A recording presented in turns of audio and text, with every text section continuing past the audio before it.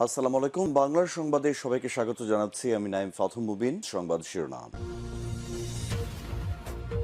বাংলাদেশের সর্বশেষ গুরুত্বপূর্ণ আপডেট সংবাদে আপনাকে স্বাগত। শুরুতেই সংবাদ শিরোনাম, পরে বিস্তারিত। প্রথমেই জানাবো, শিক্ষামন্ত্রীর পদত্যাগের দাবিতে রাজধানীতে সড়ক অবরোধ। দুর্যোগপূর্ণ আবহাওয়ায় এইচএসসি এবং সমমনা পরীক্ষা নেওয়ার অভিযোগে শিক্ষামন্ত্রী মিলনের পদত্যাগের দাবিতে রাজধানীতে একাধিক জায়গায় বিক্ষোভ মিছিল করেছে শিক্ষার্থীরা। আজ 11টার দিকে রাজধানীর উত্তরা, বিএনএস সেন্টার এবং সায়েন্স ল্যাব, যাত্রাবাড়ি সহ ঢাকার বিভিন্ন গুরুত্বপূর্ণ জায়গায় সড়ক অবরোধ করেছে শিক্ষার্থীরা। পূর্ব ঘোষণা অনুযায়ী তারাই বিক্ষোভ কর্মসূচি পালন করছে। এদিকে মোদির সুতার টানে নাচছে হাসিনা।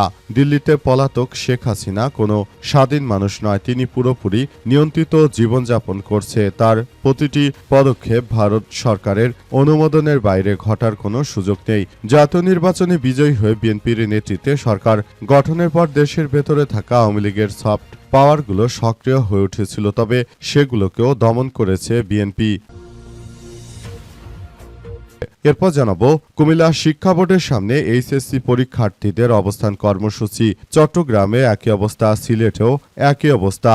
এবার কুমিল্লা, সিলেট, ঢাকা, রংপুর, ময়মনসিংহ সহ বাংলাদেশের প্রায় সকল শিক্ষা বোর্ডের সামনে বিক্ষোভ করেছে এইচএসসি পরীক্ষার্থীরা। আজ 11টার দিকে নগরীর কান্দিরপাড়, পূবালী চত্বর বোর্ডের সামনে বিভিন্ন শিক্ষা প্রতিষ্ঠানের শিক্ষার্থীরা এই কর্মসূচি পালন করেন এবং তারা জানিয়েছে, এক দফা এক দাবি, মিলন তুই কবে যাবি, 1 2 3 4, মিলন তুই গদি ছাড় ইত্যাদি নানা রকম স্লোগান দিচ্ছে শিক্ষার্থীরা। জানাবো, ঢাবিতে তরুণদের প্রধানমন্ত্রী বললেন, স্টার্ট আপে নতুন নতুন ধারণা নিয়ে কাজ করবে সরকার। প্রধানমন্ত্রী তারেক রহমান জানিয়েছেন যে স্টার্ট আপে নতুন নতুন ধারণা নিয়ে বর্তমান সরকার কার্যক্রম শুরু করেছে। প্রথমবার স্টার্ট আপ ব্যর্থ হলেও সম্ভাবনা থাকলে পরবর্তীতে অর্থ সহযোগিতা দেয়া হবে বলে প্রধানমন্ত্রী তারেক রহমান নিশ্চিত করেছেন। তিনি বলেন যে আমরা শিক্ষার্থীদের সব রকমের সুযোগ সুবিধা দেব, যাতে করে তারা যদি স্টার্ট আপ তৈরি করতে পারে, যেটা বাংলাদেশের বিনিয়োগে এক ব্যাপক সম্ভাবনাময় দরজা তৈরি করতে পারে। আমরা সেই বিষয়গুলোকে খুব গুরুত্ব সহকারে দেখভাল করছি।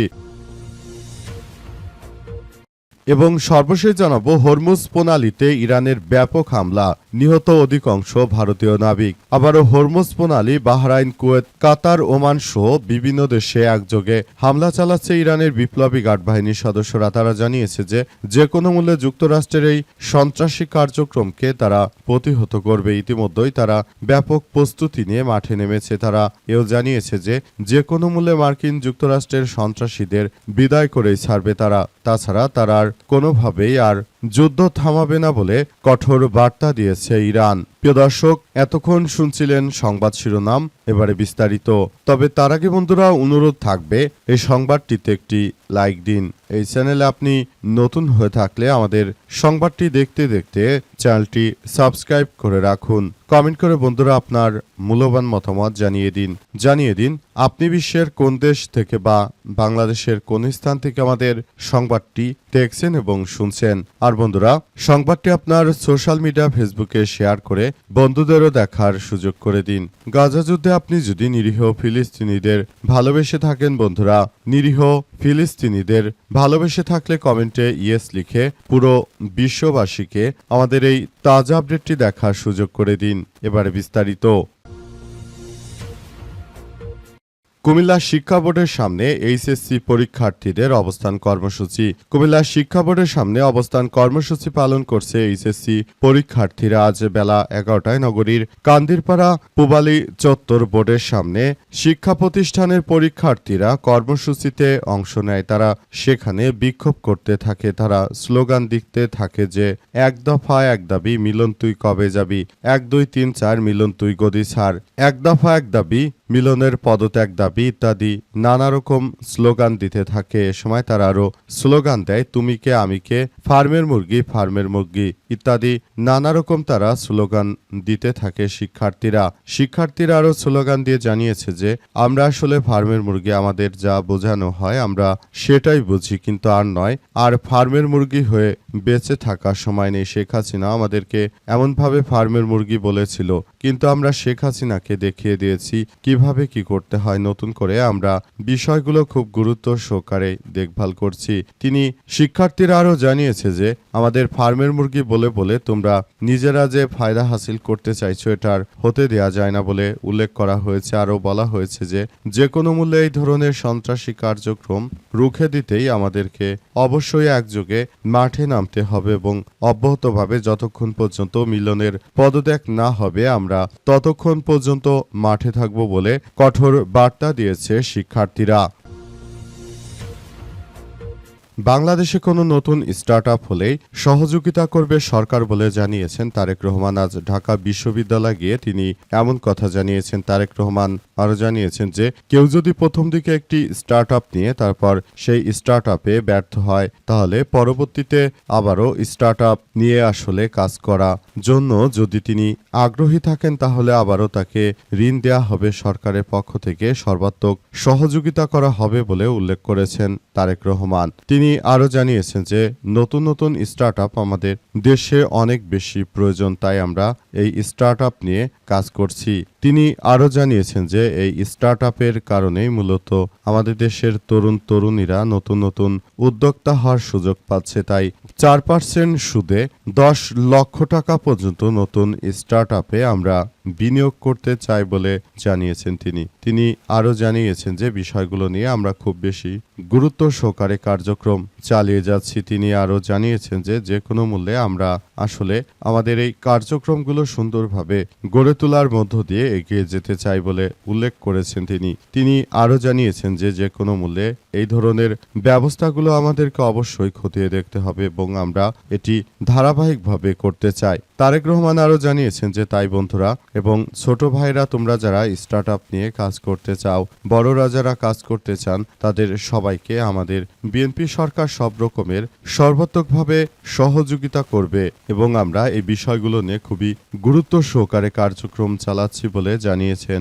বিএনপির ভারপ্রাপ্ত চেয়ারম্যান এবং বাংলাদেশের বর্তমান প্রধানমন্ত্রী তারেক রহমান। তিনি মূলত সবার প্রতি উদাত্ত আহ্বান জানিয়েছেন যে কিভাবে এই স্টার্টআপ করা যায়, কিভাবে দেশের অর্থনীতিকে একটি সমৃদ্ধ আকারে নেওয়া যায়, এমন বিষয়গুলো তারা খুব গুরুত্ব সহকারে কার্যক্রম চালিয়ে যাচ্ছে। শিক্ষামন্ত্রীর পদত্যাগের দাবিতে রাজধানীতে সড়ক অবরোধ। দুর্যোগপূর্ণ আবহাওয়ায় এইচএসসি এবং সমমানা পরীক্ষা নেওয়ার অভিযোগে শিক্ষামন্ত্রী আনম এহসানুল হক মিলনের পদত্যাগের দাবিতে রাজধানীর একাধিক জায়গায় বিক্ষোভ করেছে শিক্ষার্থীরা। আজ রাজধানীর উত্তরায় বিএনএস সেন্টার এবং সায়েন্স ল্যাব মোড়ে সড়ক অবরোধ করে বিক্ষোভ করেছে পরীক্ষার্থীরা। পূর্ব ঘোষণা অনুযায়ী তারাই বিক্ষোভ কর্মসূচি পালন করেছে বলে জানিয়েছে তারা। Dhaka city college, Dhaka ideal college, সরকারি Bangla college, Siddheswari girls college, Lalmatia school and college, Rajarbagh police lines school and college, BF Shaheen college সহ 15 থেকে 20টি কলেজে শিক্ষার্থীরা সড়ক অবরোধ করেছে। বিক্ষোভের কারণে science lab, new market, Dhanmondi ও আশপাশের সড়কে তীব্র যানজটের সৃষ্টি হয়। ভোগান্তিতে পড়েছে সাধারণ যাত্রী এবং পথচারীরা। বিক্ষোভকারীরা সময় এক দফা এক দাবি, মিলনের পদত্যাগ, 1 2 3 4 মিলন তুই গদি ছাড়, আমি কে তুমি কে, ফার্মের মুরগি ইত্যাদি স্লোগান দিতে শোনা যায়। অবরোধকারী শিক্ষার্থীরা 24 ঘন্টার মধ্যে শিক্ষামন্ত্রীর পদত্যাগের দাবি করেন। দাবি আদায় না হলে আরও কঠোর কর্মসূচির ঘোষণা দিয়েছে তারা। এছাড়াও শিক্ষার্থীরা আরও জানিয়েছে যে কোনো মূল্যে তারা বিক্ষোভ কর্মসূচি অব্যাহত রাখবে। পাশাপাশি মিলনের মতো কুখ্যাত সন্ত্রাসী যে বৃষ্টি ও বন্যা উপেক্ষা করে শিক্ষার্থীদের পরীক্ষা নেওয়া স্থগিত করেনি, এমন শিক্ষামন্ত্রীর কাছে কিভাবে দেশের দায়িত্ব যায় এমন প্রশ্ন তুলেছে তারা বলছে যে বিএনপি মানেই বিনোদন, বিএনপি মানেই তারা দেশটাকে অরাজকতার দিকে ঠেলে দিচ্ছে, আর বিএনপি মানেই হচ্ছে অরাজক এক পরিস্থিতি, আর বিএনপি মানেই হচ্ছে সারা দেশের সবার কাছে এক বিনোদন মার্কা দল। এই দলের কাছ থেকে আমরা কোনো কিছু আসলে আশা করতে পারি না বলে উল্লেখ করা হয়েছে। এছাড়া আরও বলা হয়েছে যে বিএনপির এই বিনোদন কার্যক্রম দেখে আমাদের হাসি পায়, কারণ তারা মূলত কোনো কিছুই এখন পর্যন্ত করতে পারছে না। শুধুমাত্র তারা তাদের তারেক রহমানকে ছাড়া তারা কোনো কিছুই করতে পারে না। তারা সব কিছুতে একদম ব্যর্থতার মধ্যে পড়েছে। তারা মূলত কোনো বিষয়ে এখন পর্যন্ত আসলে যথাযথভাবে বলতে পারছে না বলে উল্লেখ করা হয়েছে। মোদির সুতার টানে নাচছে হাসিনা।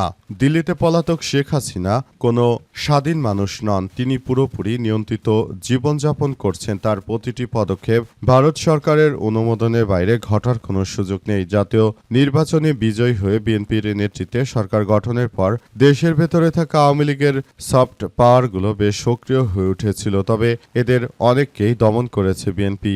এদের অনেকেই ক্ষমতা দলের সঙ্গে সখ্যতা গড়ে তুলেছে। শেখ হাসিনা শাসনামলে গড়ে ওঠা দেশের লুটেরা ব্যবসায়ী শ্রেণীর নিয়ন্ত্রণে থাকা গণমাধ্যমে তারা আওয়ামী লীগকে রাজনীতিতে ফেরানোর পক্ষে জনমত গঠনের প্রচেষ্টা চালিয়ে যাচ্ছে। গণ অভ্যুত্থানে হত্যাকাণ্ড নিয়ে নানা ধরনের বিভ্রান্তিমূলক প্রচারণা তারা ইতিমধ্যেই চালাতে শুরু করেছে। তাদের উদ্দেশ্য হচ্ছে যে কোনো মূল্যে গণমাধ্যমের এইসব বিষয়গুলো সামনে এনে তারপর শেখ হাসিনাকে ভালো কোনো ব্যক্তি হিসেবে প্রমাণিত তারা করার জন্য নানাভাবে ফন্দি ফিকির আটছে, কিন্তু কোনোভাবেই তাদের এই ফন্দি ফিকিরে কোনো কাজ হচ্ছে না। কারণ ইতিমধ্যে বিএনপি বুঝতে পেরেছে যে এই বিপদ যদি আবার শুরু হয় তাহলে বিরোধী দলের নেতৃত্ববৃন্দরা ছাড়া আসলে তাদেরকে আর কোনোভাবে কেউ কোনো কিছু করতে পারবে না। সুতরাং বিষয়গুলো নিয়ে তারা সবাই খুবই গুরুত্ব সহকারে দেখভাল করছে, যাতে করে ভবিষ্যতে আর কোনো ধরনের কোনো বিপজ্জনক পরিস্থিতির সৃষ্টি না হয় বিষয়গুলো নিয়ে তাই তারা ব্যাপক কার্যক্রম চালাতে শুরু করেছে। বিএনপির নেতৃত্বাধীন সরকারের পক্ষ থেকে ইতিমধ্যেই আওয়ামী লীগের ব্যাপারে ব্যাপক কার্যক্রম গ্রহণ করা হয়েছে। তারা যে কোনো মূল্যে শেখ হাসিনা এবং আওয়ামী লীগের বিচার নিশ্চিত করতে বদ্ধপরিকর। বিএনপির নেতৃত্ববৃন্দরা তারা এসব কথা বলেই মূলত এখন মাঠ চাঙ্গা রাখার চেষ্টা করছে। তাদের নেতাকর্মীরাও স্বৈরাচারের বিরুদ্ধে বিভিন্ন জায়গায় বিক্ষোভ মিছিল পদক্ষেপ গ্রহণ করতে শুরু করেছে। তে চরম দুশ্চিন্তার মধ্যে পড়ে গেছে আওয়ামী লীগের নেতৃত্ববৃন্দরা। তারা মূলত মনে করেছিল যে বিএনপি ক্ষমতায় আসলে হয়তো তারা খুব সহজেই বিষয়গুলো খুব ভালোভাবে তারা পর্যালোচনা করতে পারবে, কিন্তু এখন দেখা যাচ্ছে সম্পূর্ণ উল্টো ব্যাপার। এখন আর যেহেতু বিএনপি ক্ষমতায় রয়েছে, আওয়ামী লীগ কোনোভাবেই তারা আর সুবিধা করতে পারছে না। তারা পুরোপুরি এখন ব্যর্থতার মধ্যে পড়ে গেছে।